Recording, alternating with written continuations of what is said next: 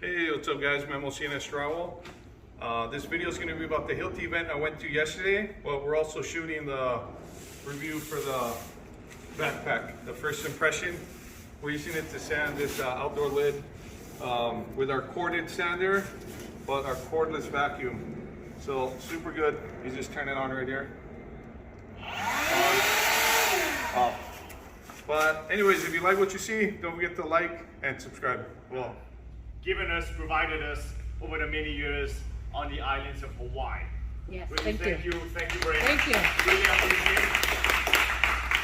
Having data-driven services. So here we're going to talk about a little about performance. So stand-up T-handle breaker, cordless version. Our cordless vacuum, HEPA ready, also Table 1 compliant for all your. I just picked that one up. I haven't done the runtime yet. Do you know how long the big battery lasts? Like on a continuous? I don't have the runtime on this one. Andrew, do you have a runtime on the vacuum? Probably like 20 minutes.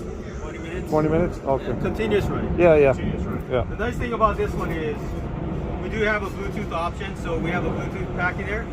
If I turn on the Bluetooth, I can actually turn on the vacuum. Yeah. Break, when I'm done, Turn it off. turn it off. So now we're Save battery. conserving Yeah. all of that. Yeah. Especially if you're moving around. Yeah. You got this on your backpack. Now you can move around, chip, brake, Yeah. turn it on and off, Yeah. move to the next position and chip and brake. Perfect. Yeah. So right around 20 minutes. And again, that's going to be if you're Yeah, just continuous. Yeah. Yeah. Have 2 batteries on the tool and then 2 batteries on a charger in the background. If you get a rapid charger, it takes about 25-30 minutes for these to charge. So if you want to keep yourself going, you got 2 bacon in the back while you're using these ones up front. The other thing that we have that you see is you've got a vacuum. Right? His vacuum is going to be a cordless vacuum. It's going to be on the same type of battery platform. In the past, we've had cordless vacuums. Full transparency, they just weren't very powerful. These vacuums suck a huge amount of electricity. So we only had about 70 CFMs. This is 140 CFMs. So why is that important? So when you're going to be over here, you'll see us drilling. We have to suck out as much concrete dust as possible, a certain CFM. Same with when we're braking, suck a bunch of that concrete dust to be Table 1 compliant and Table 1 compliant for that silica dust, right? So now we have that power for that vacuum. What we're going to show you here is we're going to have the breaker, and he's also got his vacuum. On that vacuum, you got about 20 to 25 minutes. You can even extend that when we have a Bluetooth button here that's going to turn on the vacuum, so you're not trying to reach back around. Or it allows the person, instead of just turning it on and have continual run time, you can turn it on and off. All right, Conrad, you want to show us how it's done?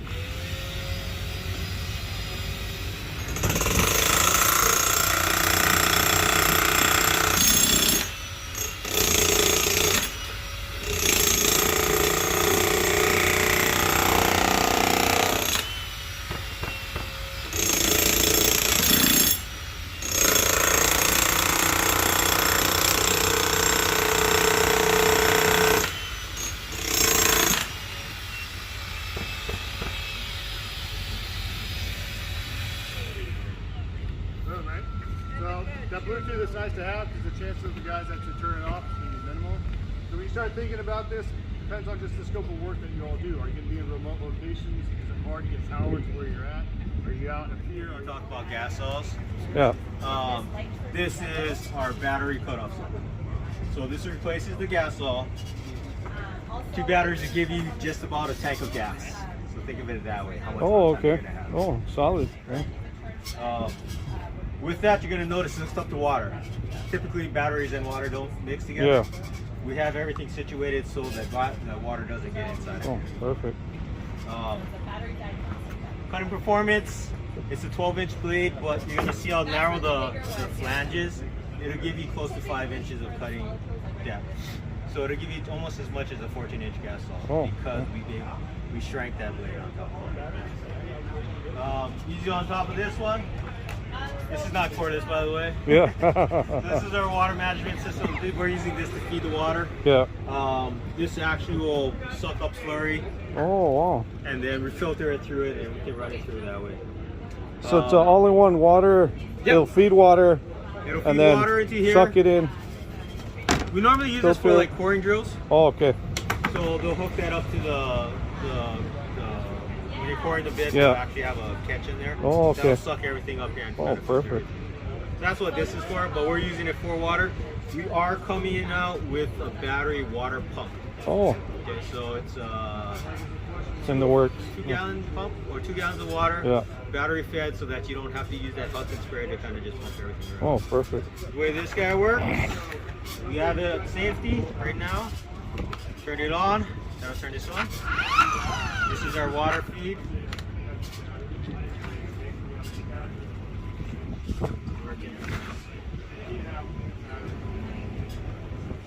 That's our water going right there. Drop back up.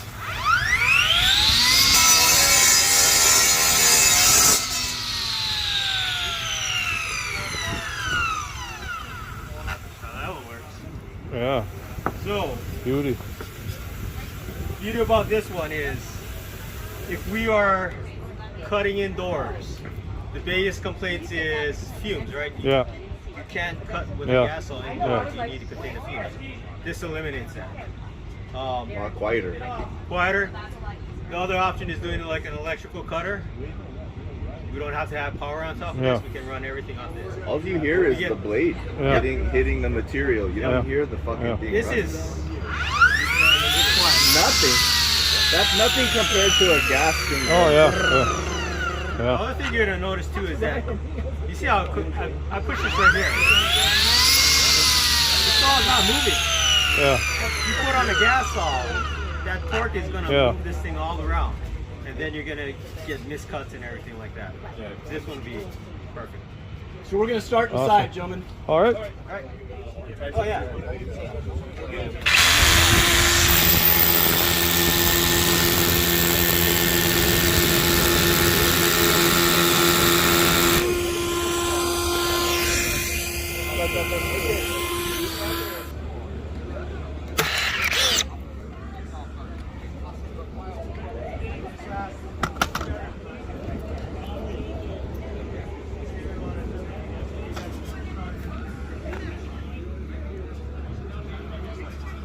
On the battery, that's not new, but you can see where the new version of Neuron right is the health of the battery.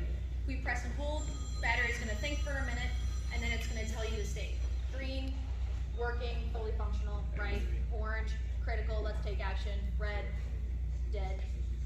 We can do that on board or through the OnTrack app. So once we identify that the battery's in critical health by either the notification on the OnTrack app or you identifying the battery itself and looking up the data, right? So we'll see it's in critical health. Scroll down. Where is it? Who has it? Take action. Let's exchange that battery, right? Get you a new one. Delivery address. Make sure all that is all dialed in correctly. Order it.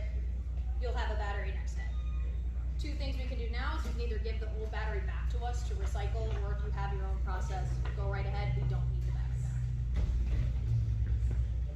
On the OnTrack desktop version, you'll be able to see here the dashboard on the right is going to give you your battery park health. So how many batteries do I have? How many are in good health? How many are critical? And let's take action on those critical ones. Similar to the app, we can do it on the desktop. You have a locator feature inside there. Getting there. Find what a battery is if it's misplaced. Kind of getting there. Give me 1 second. That's the next section, but I will answer that question. Any other questions on battery health? Let's talk location, right? To your question. So, similar process that we're doing every day. Field employees are going to use that asset. It's going to record, hey, I was used on this battery.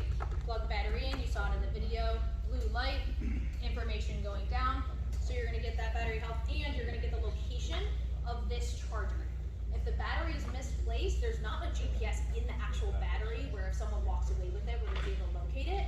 But every time the battery is plugged in, it's going to say, hey, I was plugged into this charger that's pinned right here. Does that answer the question? Okay. So when another contractor steals our battery, we call the Hilti office and say, this battery is missing, can you find out who stole it? Be able to do it or what? Maybe. So the battery is going to be registered to Yeah. So if it's tricky. So if it's plugged into a charger that's also registered to you, the location will ping.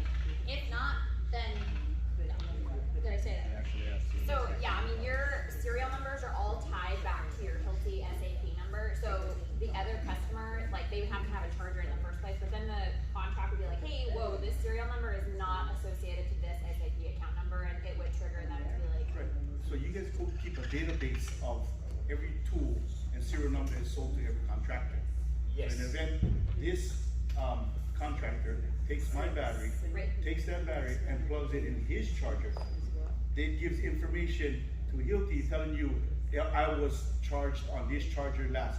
So wouldn't you guys be able to track, hey, this serial number battery was on this charger, which was sold to this contractor. You might want to go check with this guy if he has your battery. So- would it be able to be tracked like that? No, and it's a double-edged sword for that, right? So you own your data, we don't.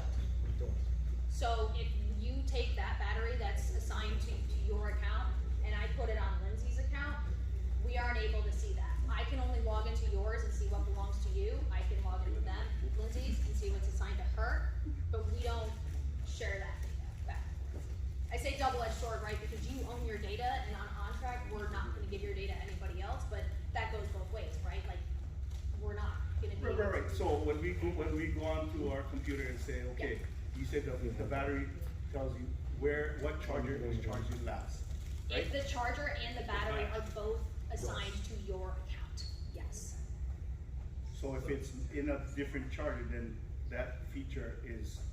If someone steals it and plugs it in on their charger, but it belongs to you, we will not be able to see it because it won't talk. now having said that, if you were to say, again, you steal my battery, right? When you go into the Hilti store, you go to your account manager and say, hey, I need a new battery. They're gonna look at that serial number in your account and say, whoa, this was never assigned to you. So it actually belongs to this other account. And then we would start to be able to figure it out that way. But that's only if that contractor brings it back to Hilti. Because again, we don't own any of that data. We don't share it among our customers. No, Method not gonna bring it back, you're just gonna use it. Right. How does that thing talk to the cloud? We work in really remote locations on the island. Sometimes we can't even get a cell phone connection. How is that going to talk to the cloud? So this has a SIM card in it, Oh, it's a cell and it phone talks connection. to all of the AT&T, Verizon, right? If it will hold, so this will hold, I'll get there in a second, but I can also cover it now. So this will hold the last 14 tools that it was plugged into. Plug it into here, this will dump 50 tools worth of, I was plugged into this, right? And as soon as it gets signal, it'll dump those up. So if you're in a basement somewhere that you don't have service, right, at the end of the day, pull this up to get all that data to go. There's a SIM card in there.